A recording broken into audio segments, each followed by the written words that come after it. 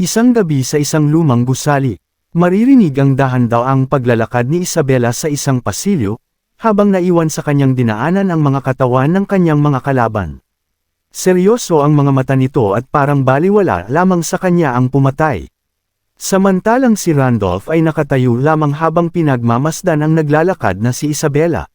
Sa isip nito, inabot lamang ng ilang minuto si Isabela para tapusin ang lahat ng bantay, at wala nang mas maaasahan pang kakampi kaysa rito. Bumalik tayo sa oras kung kailan nag-uusap sina Isabela at Randolph. Nagulat si Isabela sa sinabi ni Randolph. Hindi ito makapaniwala sa kanyang narinig. Tama ba ang sinabi ni Randolph? Sinabi ba nito na dalhin niya siya sa lugar na tinatawag na sanctuary? Nasabi ni Isabela na nahihibang na si Randolph, pero sumagot lamang ito na naroon ang bituin. Habang nakaupo ay napatanong si Isabela sa sinasabi ni Randolph, naroon ang bituin. Sumagot naman si Randolph at sinabing oo, ngunit nakatago ito. Sa isip ni Randolph, naalala niya na nahanap niya ang tinatawag na fourth star nang hindi sinasadya habang nilalaro ang dati niyang game character, at sa tingin niya ay siya lamang ang nakakaalam kung saan ang eksaktong kinaroroonan nito. Sinabi nito kay Isabela na upang matanggal ang sumpa sa kanya ay kailangan nito ang tinatawag na blessing of the stars, kaya kailangan niyang makuha ang bagay na ito. Takot na takot si Isabela sa gustong gawin ni Randolph at makikita ito sa kanyang mukha.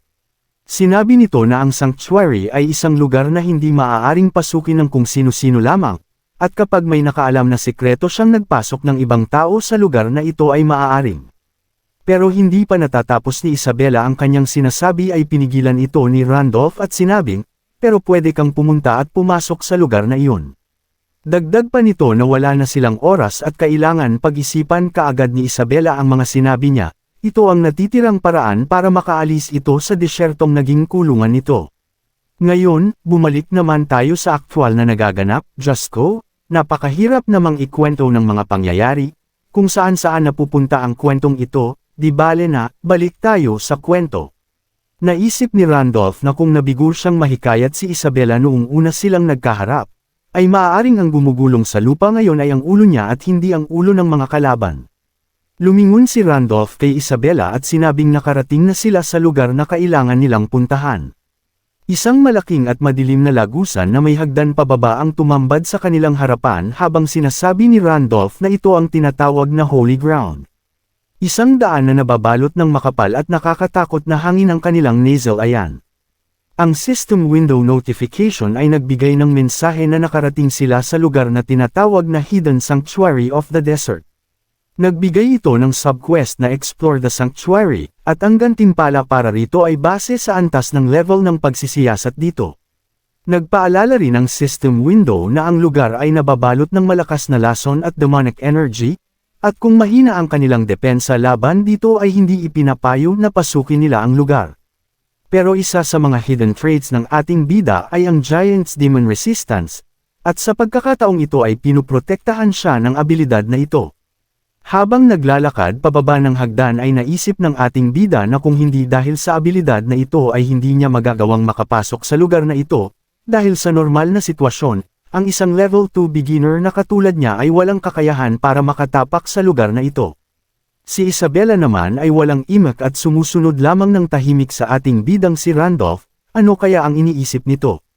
Nakakatakot naman. Sa isip ni Randolph, kung paunahin niya si Isabela at hayaan lamang na matapos ng normal ang subquest, ang reward na makukuha niya ay magiging okay naman. Patuloy sa pagbaba si Randolph, sa sandaling ito ay hindi importante sa kanya ang subquest at ang reward na makukuha niya rito. Dahil sa lugar na ito, mas mahalaga sa kanya na makuha ang character class na nakatago rito, at kung anong class ito ay hindi pa rin natin alam. Bakit ba kasi ayaw sabihin ni Randolph kung ano ang class na sinasabi niya? Masyado namang pa-cliffhanger ang bida natin. Pero habang naglalakad ay nagulat si Isabela sa kanyang nakita, hindi nito alam kung ano ang kanyang gagawin. Isang malawak at malalim na kanyan ang bumungad sa kanyang harapan.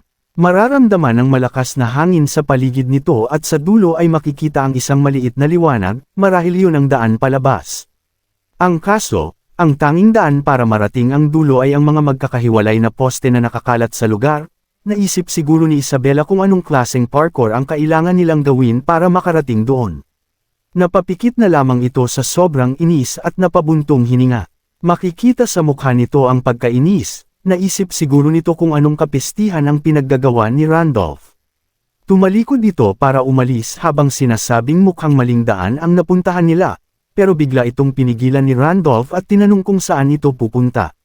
Tiningnan ng masama ni Isabela si Randolph at sinabing ang daan sa harap nila ay isang patibong. Ang malakas na hangin sa paligid ng kanyan ay nakadisenyo upang pigilan ang mga dadaan dito.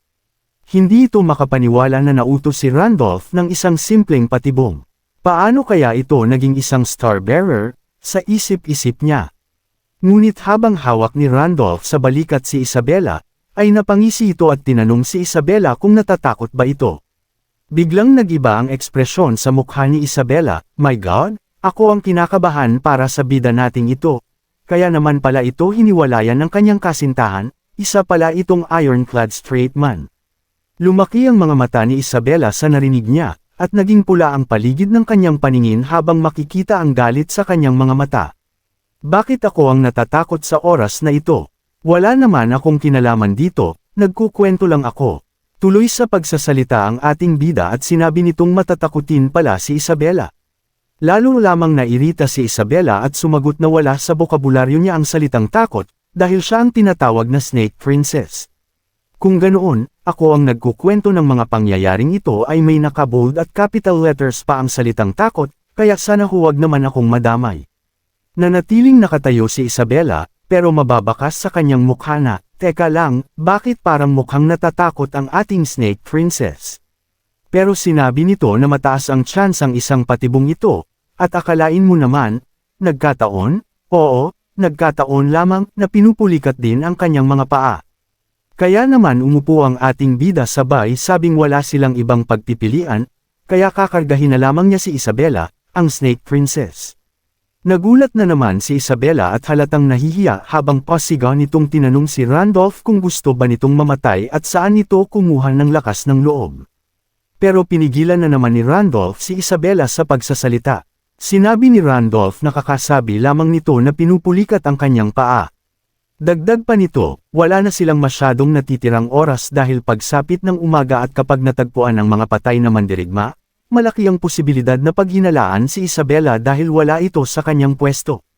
At ang mga sundalo ng Desert Queen ay siguradong ipapadala para habulin siya. Kaya kaysa magsayang ng oras sa lugar na ito, mas mainam na magmadali na sila para makaalis. Walang nagawa ang ating Snake Princess kundi magpakarga kay Randolph at nahihiyang sinabi na kung hindi dahil sa pulikat niya sa paa ay hindi niya gagawin ito. Sinabi ni Randolph na kumapit ito ng mabuti at nagsimulang tumakbo ng mabilis si Randolph. Pero imbes na dumiretso ay bigla itong lumiko at tumakbo sa ibang direksyon. Nagulat si Isabela dahil iba ang direksyong tinatahak ni Randolph at maling daan ito. Napasigaw si Isabela na walang daan sa harap nila at bangin lamang ang naruroon, pero huli na ang lahat dahil tumalo na ang ating bida na si Randolph, at sa kasamaang palad ay kasama niya sa pagtalon si Isabela. Ngunit biglang kuminang ang mga mata ni Randolph at ang hidden trait niyang tinatawag na mutant ay na-activate. Ang abilidad na mutant ay may kakayahang makita ang lahat ng bagay na hindi kayang makita ng normal na mga mata. Nagulat si Isabela dahil patuloy sa pagtakbo si Randolph sa lugar na walang daan, nasabi nitong mayroon palang lihim na daan na hindi nakikita ng mga mata sa lugar na ito. Napaisip si Isabela habang tinitingnan si Randolph, paano nalaman ng lalaking ito na may lihim na daan sa lugar na ito, samantalang siya, ang Snake Princess, ang ikalawa sa may pinakamataas na posisyon sa Face Almer, ay hindi ito alam. At sa lugar na ito na tinatawag na Sanctuary, kung saan nag-uumapo sa lason at demonic energy ang paligid, ay hindi man lamang ito nahihirapan huminga.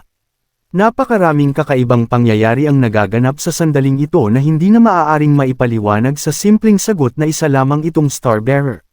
Lumingon si Randolph at nasabing hindi niya akalain na ang pangalawang pinuno ng Face Almer ay takot sa matataas na lugar. Sumagot si Isabela na nanahimik lamang. Nagpatuloy sa pagtakbo si Randolph habang naiiritang nasabi ni Isabela sa kanyang sarili na parang masyadong kampante ang lalaking ito na kasama siya. Hindi ito simpleng kumpiyansa lamang dahil sa pagiging malakas nito. Habang tumatakbo si Randolph, karga ang Snake Princess, ay pakiramdam ni Isabela na parabang tinatrato siya ng lalaking ito na parang isang dating kaibigan na matagal na niyang hindi nakita. Direktang tinanong ni Isabela si Randolph kung nagkita na ba sila noon. Natigilan si Randolph at hindi ito kaagad nakasagot. Habang tumatakbo paakyat sa isang invisible na hagdan ay sinabi nitong hindi pa sila nagkita sa iisang lugar. Hindi ito naintindihan ni Isabela kaya tinanong niya ito ulit kung ano ang ibig niyang sabihin. Sumagot si Randolph na, nakita, pero hindi mo pa ako nakita. Teka lang, ako ang naguluhan dito, Randolph. At paanong nakatayo na lamang sila ngayon, samantalang kanina ay tumatakbo pa sila? At bakit mukha na silang nagte-teleport sa sandaling ito? Napuno ng liwanag ang lugar at parang may kidlat sa paligid. At bigla na lamang ay nakatayo na sila sa isang malawak na kaparangan. Iyan ang paligid at sa harap nila ay makikita ang tila mga bundok na pinagpatong-patong na malalaking bato. Napatingin si Randolph sa paligid. Alam niya kung ano ang nangyayari, ang buong lugar ay napapalibutan ng domain barrier, at tanging ang mga taong susunod sa tamang daan lamang ang makakakita sa lugar na ito. At sa sandaling ito ay may naalala siya. Habang nag-iisip ang ating bida ay isang pulang liwanag ang biglang lumitaw, at bigla na lang gumalaw ang mga malalaking bato. Bigla na lang tumayo ang mga ito habang napapalibutan ng pulang aura. Mga nilalang nagawa sa bato, sa gitna ng dibdib nito ay makikita ang isang pulang bilog na enerhiya, mga golem. Tiningnan ni Randolph ang mga ito habang nasabi niya sa kanyang sarili na sa oras na ito, ang tagapagbantay ng lugar ay mga golem. At dahil sa mga simbolo nito sa dibdib, sa tingin niya ay nasa upper tier level ang mga ito, at sa kasalukuyan niyang level ay sigurado siyang kahit madimpian lamang siya ng mga ito ay siguradong patay siya. Tumingin siya kay Isabela at pabirong tinanong kung wala na ba ang pulikat nito sa paa. Irritable pa ring sumagot si Isabela at sinabing wala itong tigil sa kakasalita, mabuti pang manahimik na lamang ito at manood.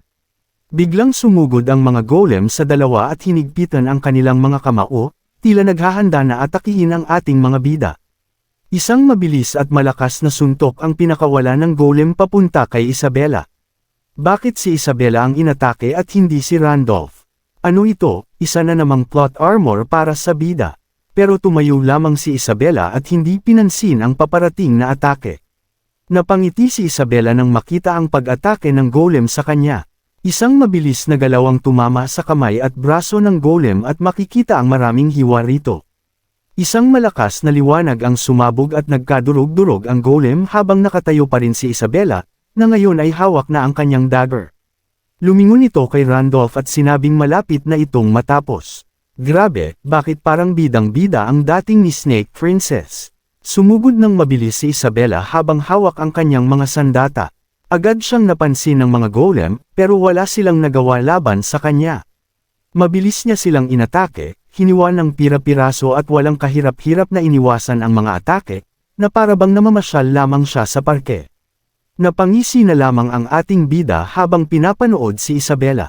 Inisip niyang akalain mong isang assassin class ang character ni Isabela, pero parang isang warrior kung umatake. Talagang nakakatuwang panoorin, lalo na't siya mismo ang gumawa at nagpa-level ng character na ito noon sa laro. Nagkahiwa-hiwa ang mga golem sa mga atake ni Snake Princess. At sa paghinto ng pag-atake ni Isabela habang nakapos, ay nagkahati-hati ang mga golem at nagkalat sa paligid. Nasabi na lamang ni Randolph na ito marahil ang tunay na lakas ng isang level 8. Isa-isang nahuhulog ang mga piraso ng golem sa paligid ni Isabela habang tinitingnan ni Randolph ang lumitaw na system window. Nagbigay ito ng mensahe na maaari na niyang makuha ang class na Golem Maker, at pinapapili siya kung tatanggapin ang class na ito o hindi. Nagulat si Randolph kung paanong binilang ng system ang mga kalabang tinalo ni Isabela bilang kanya. Oo nga naman, bakit ganoon? Isang protagonist halo na naman ba ito? Sa larong Pangea, ang Summoner type class ay bihira lamang makuha, kaya ang isang Golem Maker ay isang maayos na character class. At kung pagbabasehan ng laro, ang class rank nito ay maituturing na high tier. Pero kahit na malakas ang character class na ito, hindi ito ang gusto ni Randolph, kaya tinanggihan niya ito. Dahil ang makapagbibigay sa kanya ng nais niyang character class ay iba. Isang nakakatakot na aura ang biglang lumitaw sa paligid. Agad itong naramdaman ni Isabela at naghanda siya sa maaaring mangyari. At sa harap nila ay isang nakakakilabot na anyo ang lumitaw, napapalibutan ng malakas at nakakatakot na aura. Isang tila bundok na puno ng mga simbolo ang tumambad sa kanilang harapan, nababalot ng madilim at nakakatakot na aura. Napatingala si Randolph habang sinasabi sa kanyang sarili na sa wakas ay nagpakita rin ito, ang tinatawag na The Greater God Who Guards the Star. Isang higanteng ahas ang makikita sa harap ni Randolph. Nakatingin ito ng diretsyo sa kanya, sobrang laki na hindi na ito matatawag na ahas, mas angkop na tawagin itong serpent. Teka lang, may pinagkaiba ba ang serpent sa snake? Hindi ako sigurado, pero ang serpent na ito ay sobrang laki at nakatingin ng diretsyo sa ating bida. Pero akalain mo nga naman, tiningnan din lang ito ni Randolph ng diretsyo, habang si Isabela ay nakatayo. Rin, hawak ang kanyang dalawang punyal, nagkatitigan lamang sila, si Randolph, si Isabela, at ang higanteng serpent na tinatawag na Ancient King Dramid, habang isang system window ang lumitaw. Nagpaalala ito na ang character level ng ating bida ay masyadong mababa sa recommended level 10 para sa lugar na tinatawag na Sanctuary.